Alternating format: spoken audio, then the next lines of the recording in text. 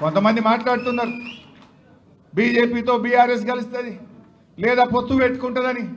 కేసీఆర్ గారు మొన్ననే కుండబద్దలు కొట్టినట్టు చెప్పిండు.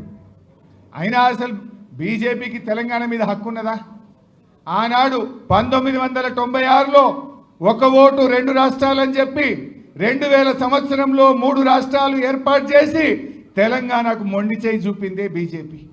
చంద్రబాబుకు భయపడి తెలంగాణ ఇయ్యకుండా తెలంగాణ ప్రజల్ని మోసం చేసిందే బీజేపీ.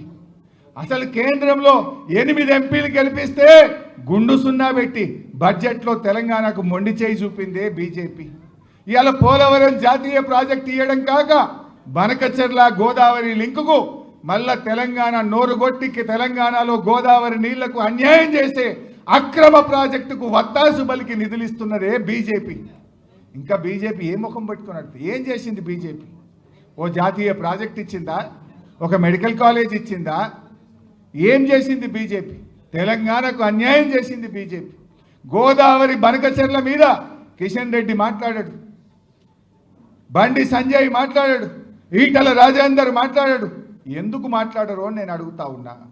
ఆ బనకచెర్ల గోదావరి ప్రాజెక్టు తెలంగాణ అది శాపం కాబోతుంది.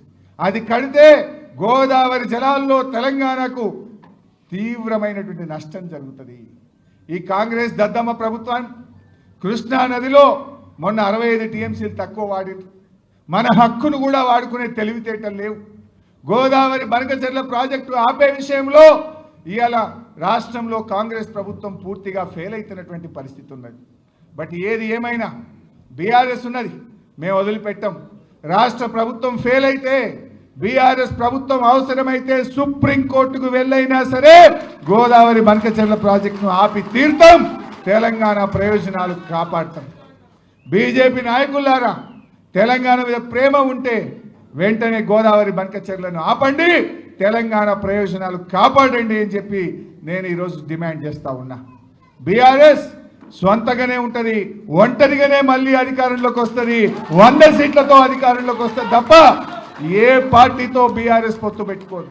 ఎవడో పెట్టుకుంటామన్నట్టు ఇంకోడెవడో పెట్టుకుంటారన్నట్టు మాట్లాడుతుంది. ఎవరితో పొత్తు పెట్టుకోము. బీఆర్ఎస్ కేసీఆర్ నాయకత్వంలో మళ్ళీ అధికారంలోకి వచ్చేది ఖాయం. ఇలా ప్రజలే కోరుకుంటున్నారు. ఎక్కడ పోయినా అదే చర్చ జరుగుతుంది.